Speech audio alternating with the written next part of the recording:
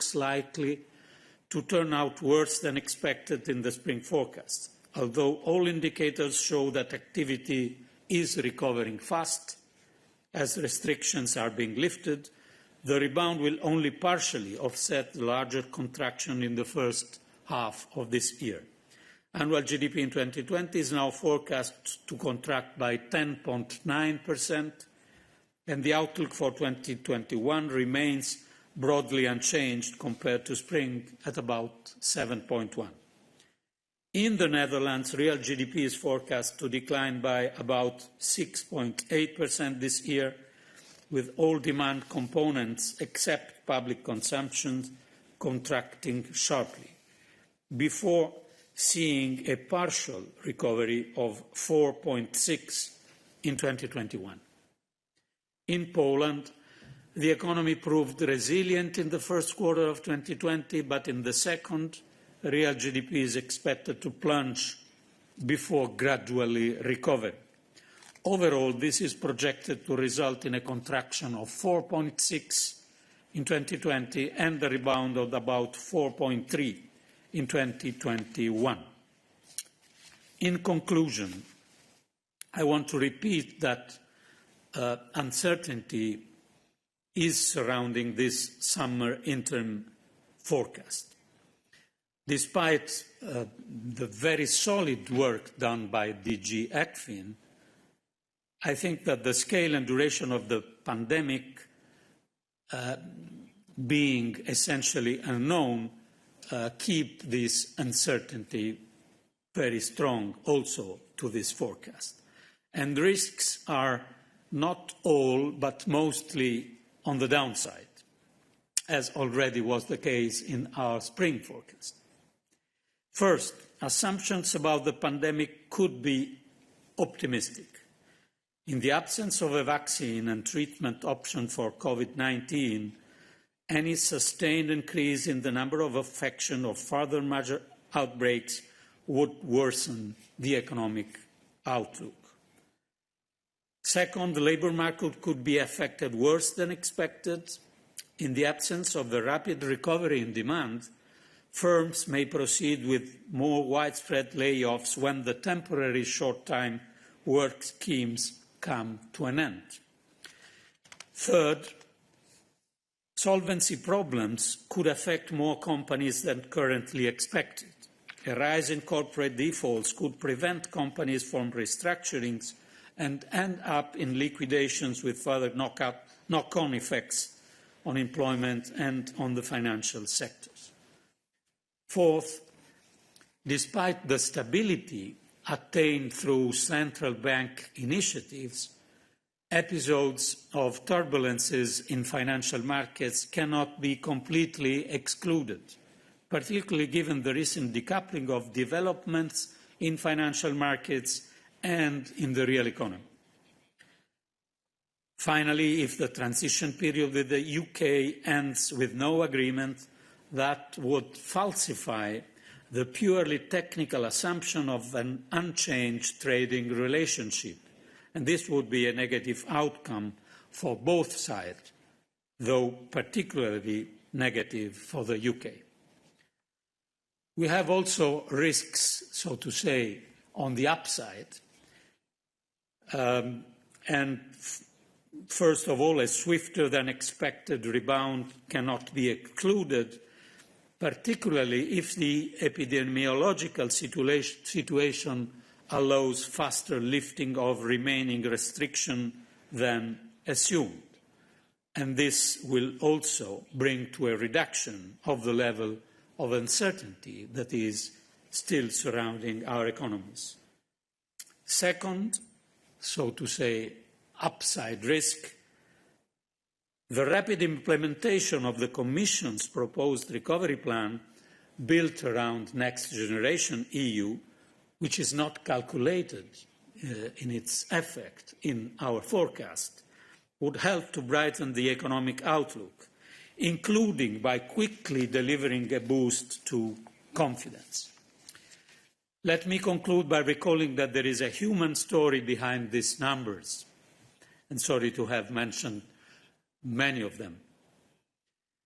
which would have been unthinkable at the start of this year. The economic upheaval is the result of a pandemic that has claimed the lives of 530 million people worldwide until now, a number still rising by the day in some parts of the world at an alarming rate. And of course, while the policy response across Europe has helped to cushion the blow for our citizens, this remains a story of increasing inequality, poverty and insecurity. And we should never forget this dimension of this crisis. This is why it is so important that an agreement is reached swiftly on the recovery plan and the new multi-annual financial framework to inject both new confidence and new financing into our economy at this so critical time. Thank you. Thank you, Commissioner. We are now ready to take your questions, and I already see a first question from Athanasios, Cyprus News Agency. Athanasios, the floor is yours. Thanks very much, Athanasios, Cyprus News Agency, and Star TV Greece as well.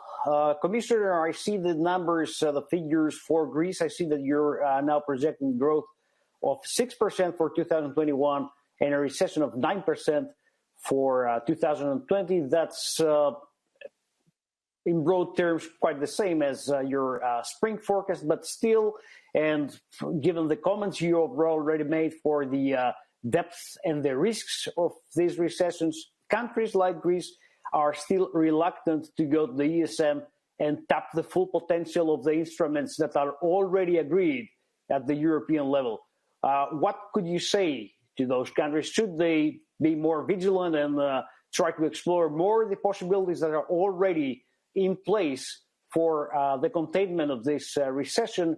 And secondly, should they already take, let's say, reform measures to be able to exploit more the upcoming Next Generation EU and the tools that will be available when agreed?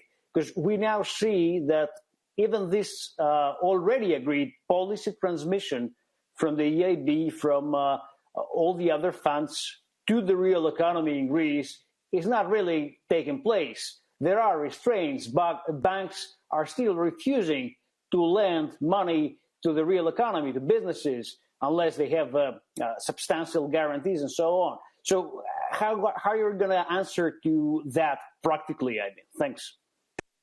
Well, thank you for your question. I think that the Greek authorities reacted quickly and quite well to this crisis, to the pandemic.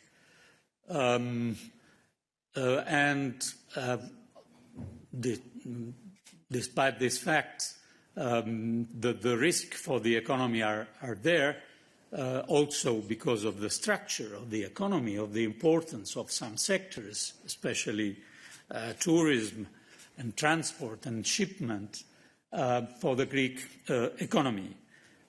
So good reaction, but situation difficult as in other member states. As a Commission, in relation to the ESM and other instruments, we worked to make them available and to make them available without the macroeconomic conditionalities that were there when these instruments were used in previous occasions. I think we were successful in this effort, and we have these tools there, but of course is for member states to decide if and when to use them.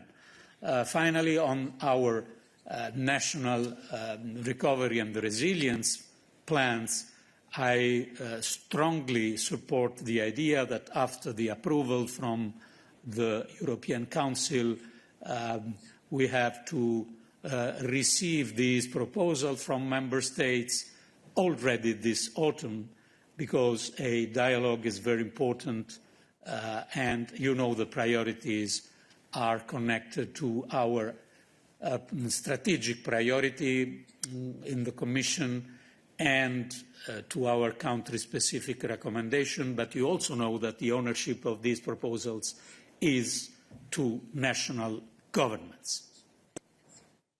Thank you very much. We will now move to Jorge Valero from Euractiv.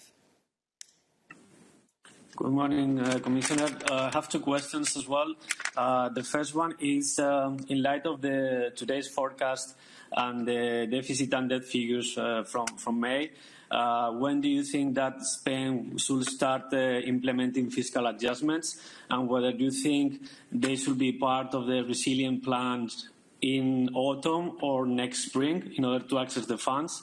And secondly, the European Fiscal Board and also Mr. Centeno in an interview with the FT today talk about the debt threshold, and they said that, they agree that this is an unrealistic goal, the 60% threshold.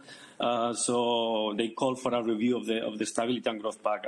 Do you consider that the 60% threshold is also an unrealistic goal, and would you agree that it needs to be reviewed as part of the Commission's review plan of the Stability and Growth Pact? I think that for sure Spain was one of the countries with stronger impact of this pandemic and also with strong impact from the human point of view. And first of all, from our side, there is solidarity towards countries more impacted by this pandemic.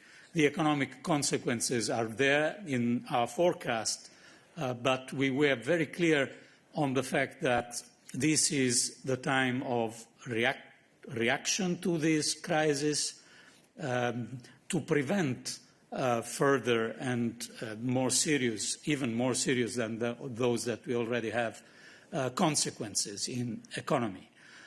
This means that the discussion on the level of debt should not disappear, because this, in the medium-long term, remains an issue for all member states and governments, but is not the number one priority in these weeks and months.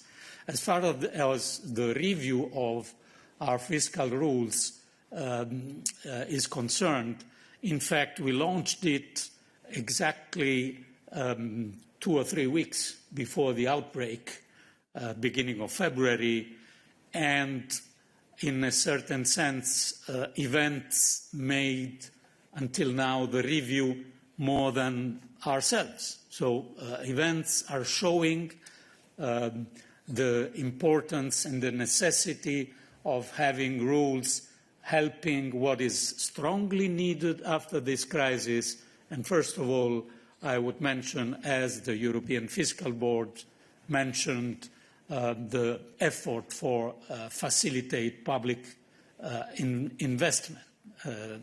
This discussion will be a little bit postponed. It was supposed to finish at the end of this year. We will finish it next year. I think that after the summer, it's a perfect timing because the economy are gradually recovering to reopen this discussion, and we have to do it with a strategic mindset, because the decision that we will take on the conclusion of the general escape clause, on the review of these rules next spring, will probably shape our economic policy for the years to come. So this is a very important discussion, and it is not a discussion about thresholds. It is a discussion about substance of our fiscal stance. Thank you very much. We will now move to Marine Khan from the FT.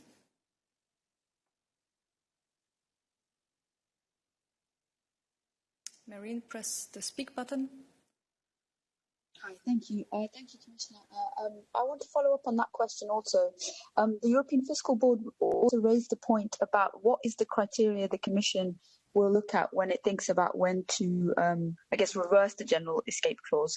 Can you give us any sense of that? I mean, are we talking about when a member state reaches its pre-crisis GDP, when they don't have to do a fiscal contraction once the rules are back? Can you give us some sense of what was going to be foremost in your mind? Because a lot of member states in the northern eurozone would like normality to return pretty fast.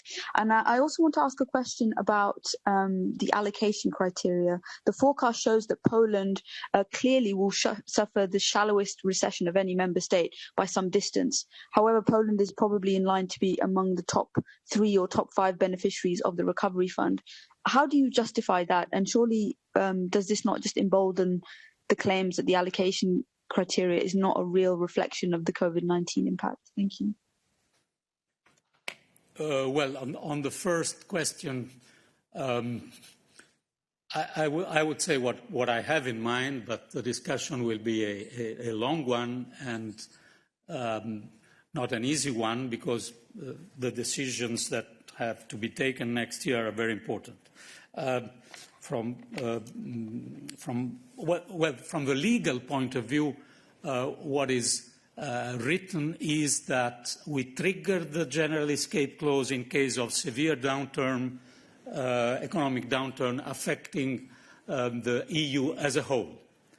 We don't have precedents. This means that you untrigger the clause when this situation of severe economic downturn affecting the Europe as a whole is no more there. What does this mean?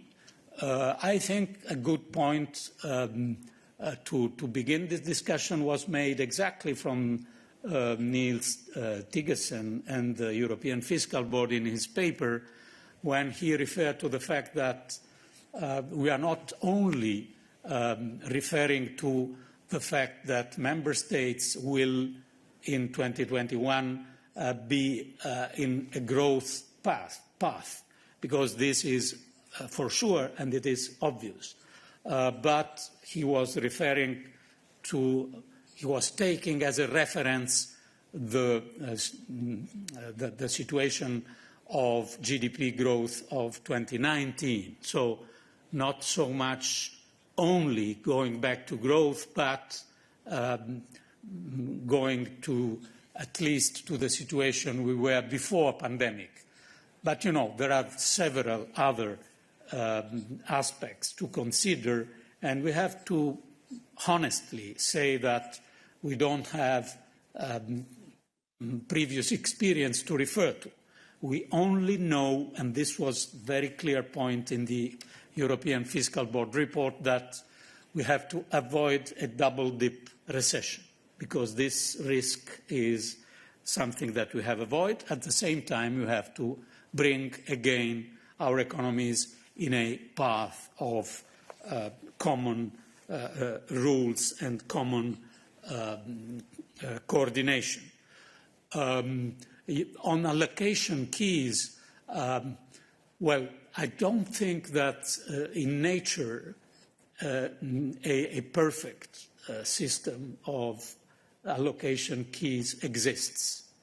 What you said about Poland is a point, but I think that the Commission's proposal was made considering the necessity to refer to solid data and not to forecast changing by the day, and to refer to structural also economic data, because we have countries not so much affected by the pandemic in terms of number of infections or casualties, but very strongly affected by the lockdowns from the economic point of view. And so this is the rationale of this allocation key.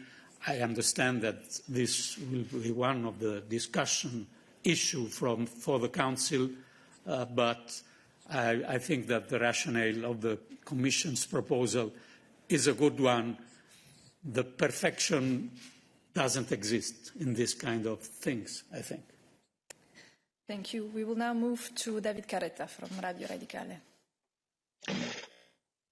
Radio Radicale, if you don't mind, I will ask my question in Italian for broadcasting reasons. Commissario, una domanda sull'Italia e soprattutto le previsioni per il 2021. Se guardiamo 2020-2021, l'Italia è il paese che si troverà più indietro rispetto ai livelli del 2019 e con una differenza molto significativa, almeno un punto di PIL rispetto ai paesi successivi e molto di più rispetto per esempio alla Germania. Quali sono le ragioni? Sono ragioni strutturali che hanno a che fare con la situazione contingente, perché non sono state fatte riforme strutturali e cosa bisogna fare per recuperare tutto questo? Grazie. Sì, ma direi che la ragione di fondo dal punto di vista di questo momento, perché poi i nostri forecast sono sempre delle fotografie che tengono conto dell'evoluzione della situazione, ma sono anche influenzati dalla situazione del momento. La ragione fondamentale è che l'Italia è stata relativamente in Europa il paese con forse il periodo di chiusura più prolungato, nel senso che è stato il paese che ha introdotto per primo le misure di lockdown e poi le ha rilasciate più o meno in contemporanea con gli altri paesi. E siccome abbiamo visto l'impatto devastante che i lockdown hanno sulle economie, questo viene considerato quando si prevede che l'Italia, come la Francia, come la Spagna, ma anche leggermente di più della Francia e della Spagna, abbia un impatto così serio.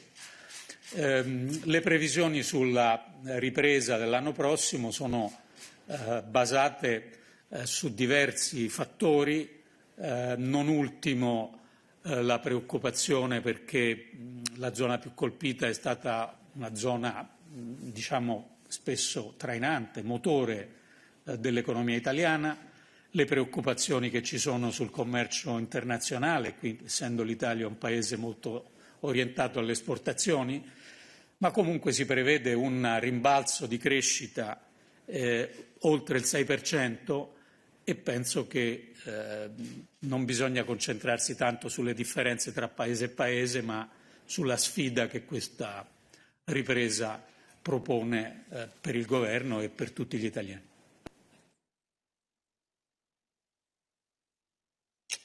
Thank you. We will now move to Susana Freshes. Thank you, Susana Freixas, SIC Portugal. On Portugal, we see that the figures are quite different and worse compared to only 2 months ago. You were now talking about a recession of 9.8, which is much bigger than 2 months ago. And we also see that this is quite related to the tourism sector. What do you expect it will happen during these months? Because these are the most important months for Portugal in terms of tourism. Do you expect that in October maybe the next forecast will be talking an even deeper recession? Do you fear this? And still on the allocation key, even if there's no such thing like a perfect allocation key, shouldn't the leaders be talking about a different distribution key now to take into account also these figures, at least for a specific amount of money, also to take more into account the tourism? Don't we risk be distributing money in an unfair way? Thank you. Well, thank you. Yes, there is a difference in our summer forecast in relation to the spring forecast, and the difference is based on a worse than projected outcome in the first quarter.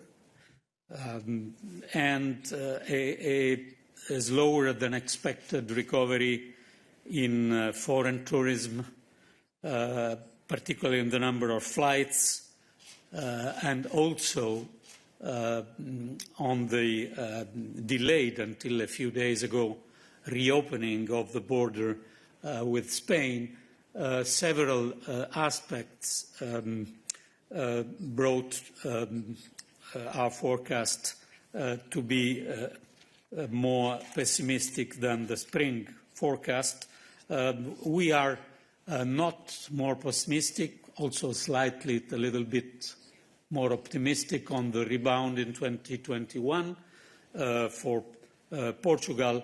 But I think that this is confirming how the uncertainty on flights, global tourism can affect, in particular, economies that are strongly connected to this. How to tackle this, I think, is one of the mission of our recovery strategy and of our recovery packages. I imagine that the allocation keys will be discussed by the leaders from all points of view, including this one, but I don't want to repeat what I already said on allocation keys. Thank you. We will now take the last two questions, and the first is from Philip Blenkinsop. Philip Blenkinsop of Reuters. Thank you for taking my question. I wanted to ask. You referred, I think, in your statement and also obviously in the statement that was issued to the rising rate of infections, particularly I think it says in the United States and emerging markets. That is a section which isn't included as a risk. It almost implies that it's something that you're already taking into account, or you have taken into account in your current forecasts. Now, as you've well seen, the rate of infections in the United States in particular has been hitting record levels. I wondered if you could kind of talk about what that implies for the global economy and for the European economy specifically, in terms of the clearly the kind of potential for more lockdowns or tighter lockdowns there. Yes, indeed. When I said at the beginning of my presentation that the road to recovery is paved with uncertainty, this is mostly linked to uncertainty, to epidemiological uncertainty, for sure. I think we heard this morning news about one of the biggest Australian cities deciding a lockdown, and these kind of local outbreaks, I don't think we have to have in mind, well, I'm not an expert, I'm speaking for the economic attitude of consumers and investors. We don't have to think to the risk of the Spanish flu repeating, the Spanish flu experience repeating, but we have to think of the possibility that for a certain amount of time we have to live with the danger of local outbreaks. And this should bring us from one side to keep our safety measures, and from the other side to keep in mind that economic activity should regain momentum even if this kind of risks are still there. Without this basis, we wouldn't have reopened our economies. So we decided in Europe, I think very wisely, to wait, but at a certain time to reopen our economy, not at full speed, keeping measures, but knowing that we can live, we can be obliged to live with local outbreaks for the future. So for sure this is affecting the path of recovery. Uncertainty is the real problem of our economy now. The next question will go to Tommaso Galavotti, please.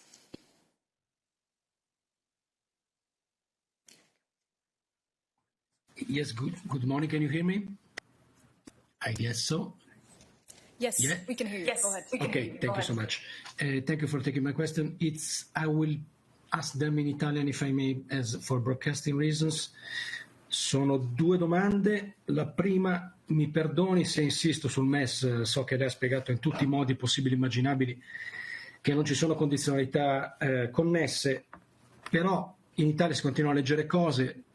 Un economista come Gustavo Piga, che non è un sovranista, è un economista molto rispettato, dice sostanzialmente che accettare il MES non conviene perché equivarrebbe a riconoscere la necessità del fiscal compact. Volevo capire se questo ragionamento la convince oppure se secondo lei è privo di fondamento. La seconda è semplicemente le vorrei chiedere se tutti nella Commissione concordano sul fatto che la clausola generale di salvaguardia debba essere rimossa quando verranno recuperati i livelli pre-crisi, se tutti sono d'accordo su questo. Grazie mille. Ma il meccanismo europeo di stabilità non ha nulla a che fare con l'accettazione o non accettazione del patto di stabilità.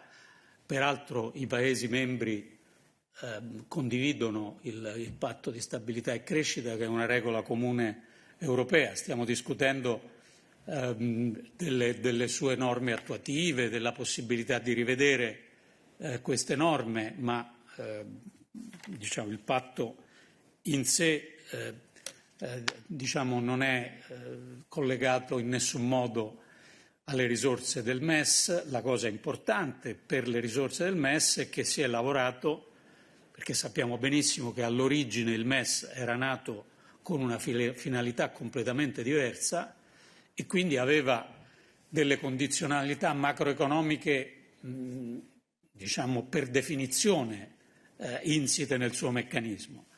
Abbiamo lavorato perché queste condizionalità macroeconomiche fossero eliminate, perché la valutazione sulla sostenibilità del debito fosse fatta in contemporanea per tutti i Paesi e prima dell'avvio della richiesta delle linee di credito, perché i report sull'utilizzo delle linee di credito si riferissero solo alle spese sanitarie e fossero inseriti nell'andamento del semestre. Penso che abbiamo fatto un buon lavoro. Rimane il fatto che spetta ai singoli governi decidere se e quando utilizzarlo. Per quanto riguarda invece la discussione futura sulle regole del patto di stabilità, io riferivo quella osservazione al report del European Fiscal Board che il professor Tigesen ha illustrato nell'ultima riunione del collegio della Commissione, proponendo come punto di riferimento, visto che non abbiamo precedenti e non abbiamo regole scritte, come punto di riferimento per concludere la fase della General Escape Clause non un semplice ritorno alla crescita, ma un ritorno alla situazione precedente. Naturalmente per l'insieme dei Paesi, perché la valutazione dovrà essere una valutazione complessiva. Non basta che uno o due Paesi vadano alla grande e non basta che 2 o 3 Paesi siano ancora in gravissime difficoltà. Il sistema, la valutazione sarà e dovrà essere una valutazione complessiva. Il criterio suggerito dallo European Fiscal Board mi sembra interessante. Thank you, and we will take a very last question from Catherine Fior. Hi, Catherine Fior, EU reporter. I'm just a bit curious about one aspect of the report. You say that the technical assumption is that you maintain the status quo with the UK in terms of their trading relations, but we now know that there is no intention that there will be no extension of the current transitional arrangements. And while you may be ambivalent about the impact on the UK's economy, what about, why isn't that factored into your assessments of other economies? Ireland in particular would be deeply affected by a change in the trading relationship. So I'm just a bit curious that you've stuck to the status quo, even though we are now absolutely sure and certain as of the end of June that will no longer exist. Yes, you are right. This is a technically difficult point, but the fact is that the assumption is not referring to particular schemes of a trade agreement with the UK, because we can't do that until we don't have an agreement. So we mention the relation with the UK in the so-called downside risks, referring to a scenario with the transition ending with no agreement. No agreement is mentioned on the downside. One of the possible downside risks is a no agreement scenario. An agreement scenario will be evaluated and can be evaluated only when we will know what kind of agreement scenario we will have. So this is why technically we are assuming the situation as it is, but we are saying if there is a no agreement, we will have for sure a downside risk. Thank you, Commissioner, for this press conference, and thank you very much for following us on EBS. And you have now another press conference at 11 on the Rapid Alert System report from Commissioner Reinders, so please stay tuned. Thank you very much. Thank you. Yes.